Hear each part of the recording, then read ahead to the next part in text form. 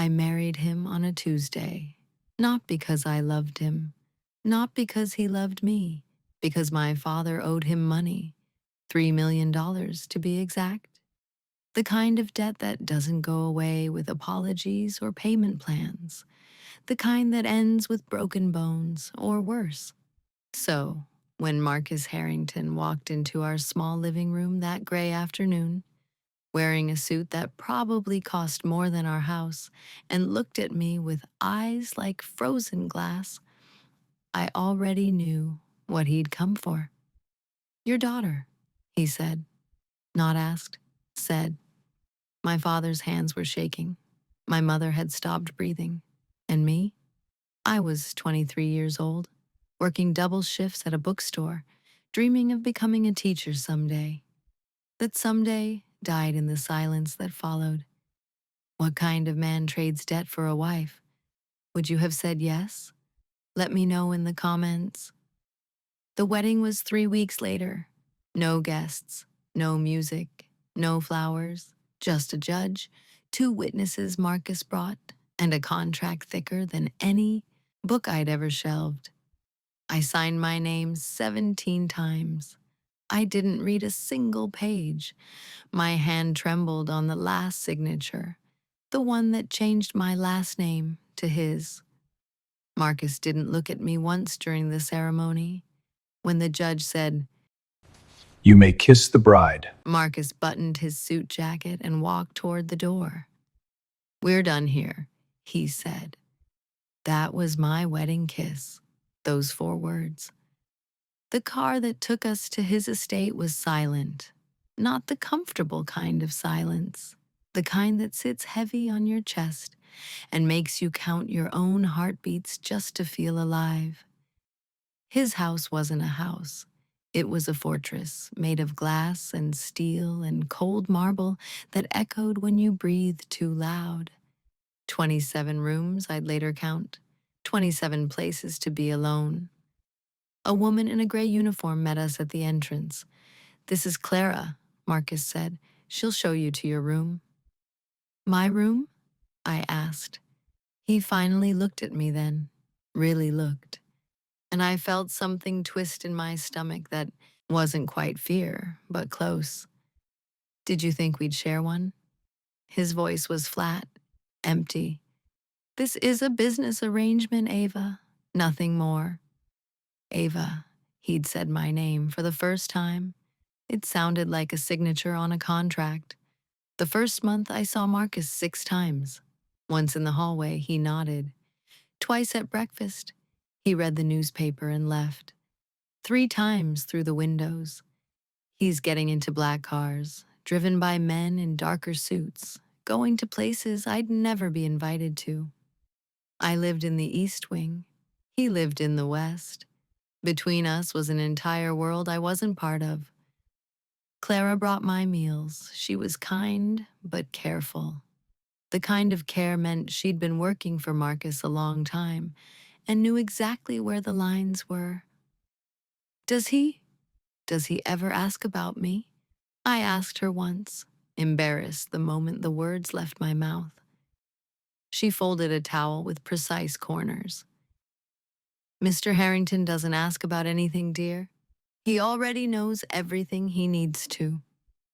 I spent my days exploring the parts of the house I was allowed in. The library became my sanctuary. Walls of books from floor to ceiling, leather chairs that smelled like old paper, and expensive cologne.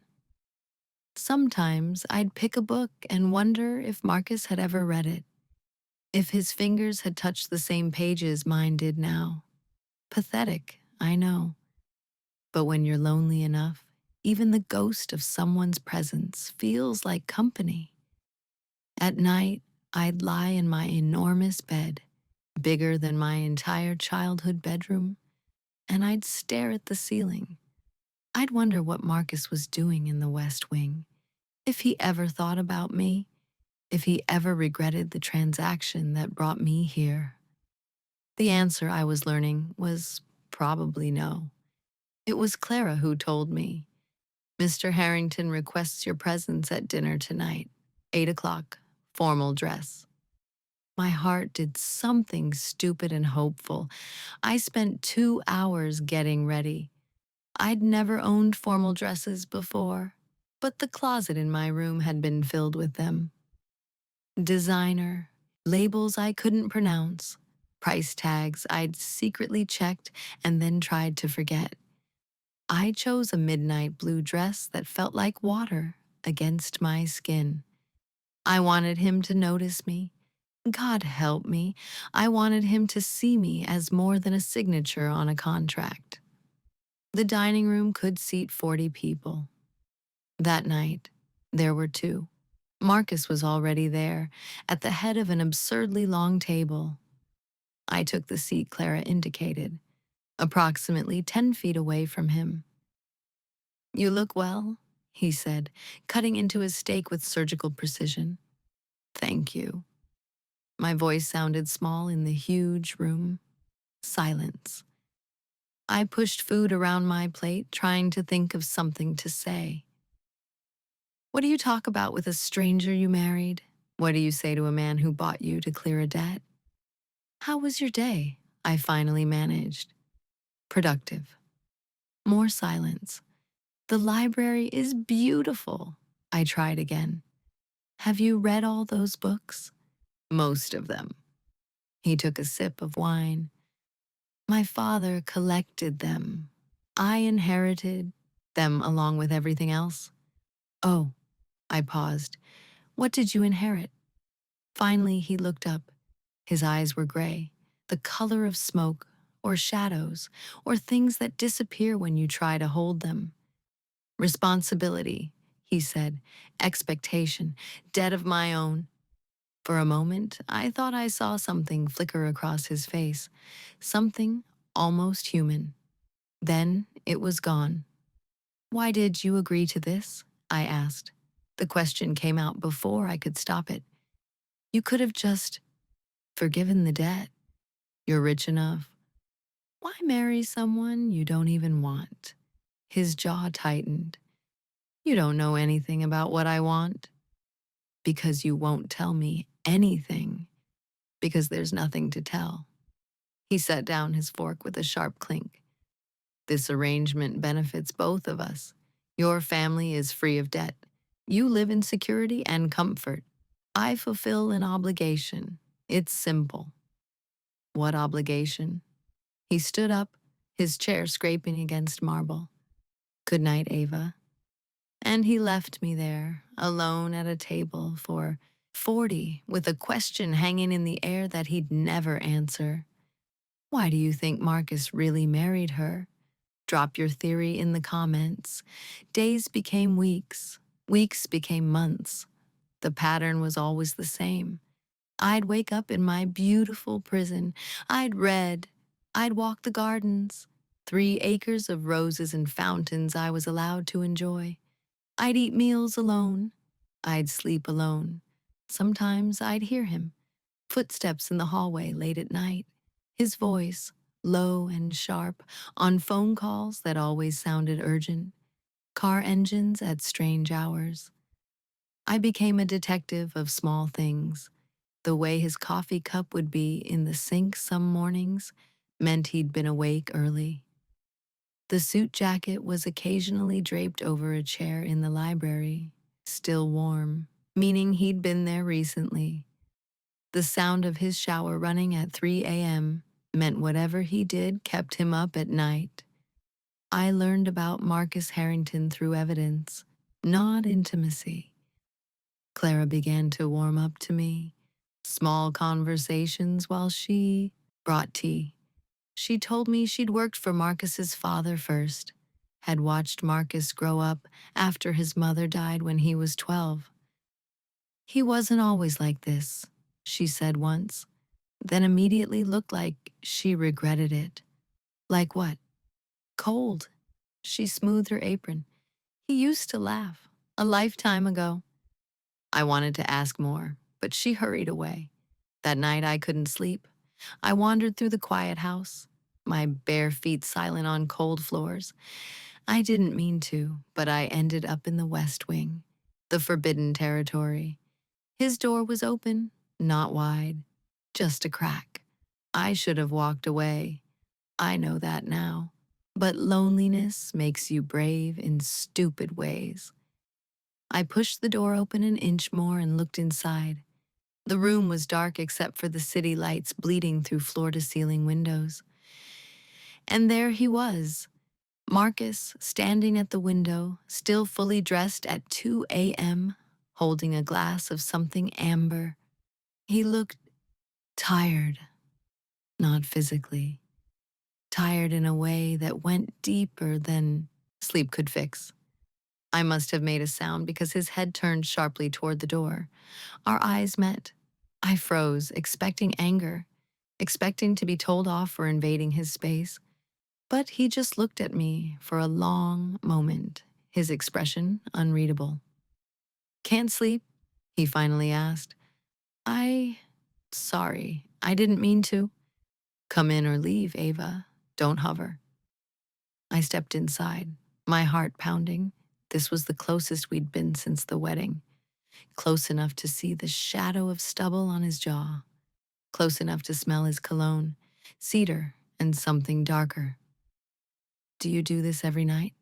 I asked quietly. "Stand here, I mean." "Often enough." "Why?" He turned back to the window. "Because from here, I can see everything I'm supposed to protect, everything I'm supposed to be." I moved to stand beside him. The city sprawled below us, thousands of lights, thousands of lives, none of them touching ours.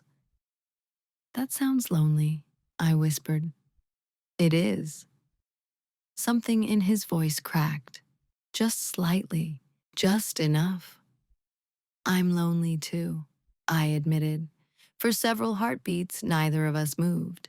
Then Marcus stepped back and the wall returned, solid as ever. "You should go to bed, Ava. Tomorrow's another day of this arrangement." The dismissal stung, but I'd grown used to it. I walked to the door, then paused. "For what it's worth, I don't think you're as cold as you pretend to be." I left before he could respond. Something changed after that night. Nothing obvious, nothing I could point to and say, "There, that's different."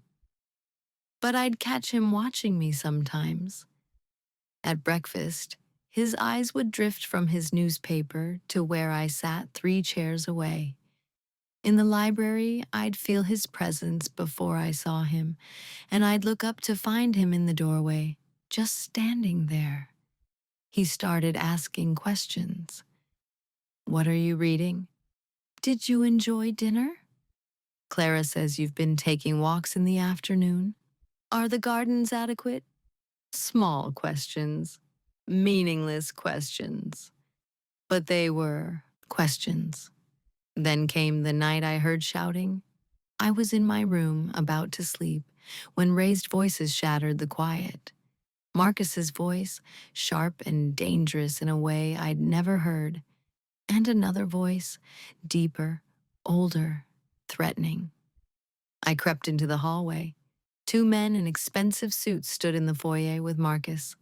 One of them had gray hair and eyes like a shark.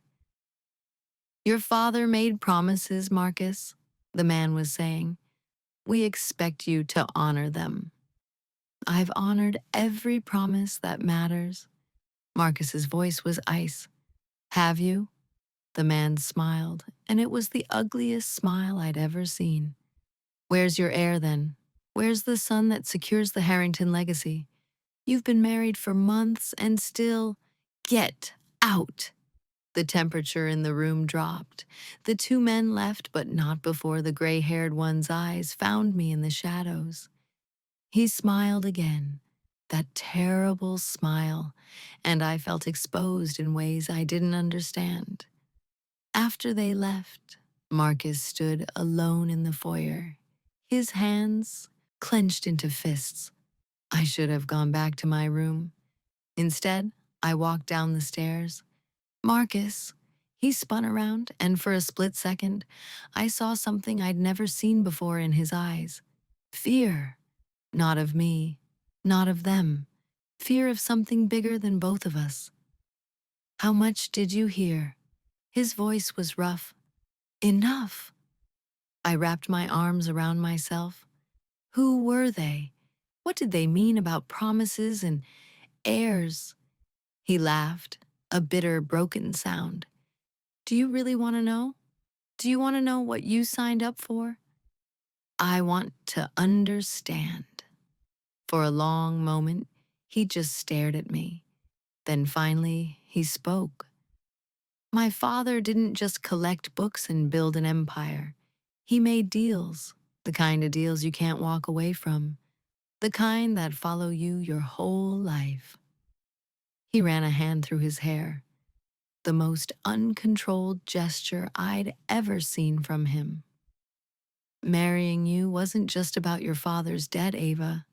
It was about fulfilling one of those deals, proving I could produce an heir, secure the family line. My blood went cold. That's why you needed a wife? I whispered. A wife in name only, yes. I thought I could satisfy them with the marriage certificate. But they want more now. They want proof. They want... He stopped, his jaw working. I finished for him. A child. Yes. The word hung between us like a blade. But you've never even touched me, I said quietly. He finally looked at me, really looked, and in his eyes I saw a war being fought. No, he said roughly, I haven't. Why? Because you deserve better than to be used. Because this whole thing is a prison, and I won't trap you further. His voice broke slightly. Because I'm trying to be better than my father, even if it kills me. I took a step toward him, then another. What if I said yes? His whole body went rigid. Don't. What if I said I understood, that we're both trapped, but maybe we could... No. He stepped back like I'd burned him. You don't understand what you're offering. These people, they're dangerous, Ava. They will use anything, anyone, to get what they want. The moment you give them power over you, they'll never let go. They already have power, I said. We're already in this. He shook his head, and I saw something in his face that looked almost like anguish. Go to bed, Ava. Please, just go. This time, I listened. But as I climbed the stairs, I heard him whisper something. I couldn't be sure, but it sounded like, I'm sorry.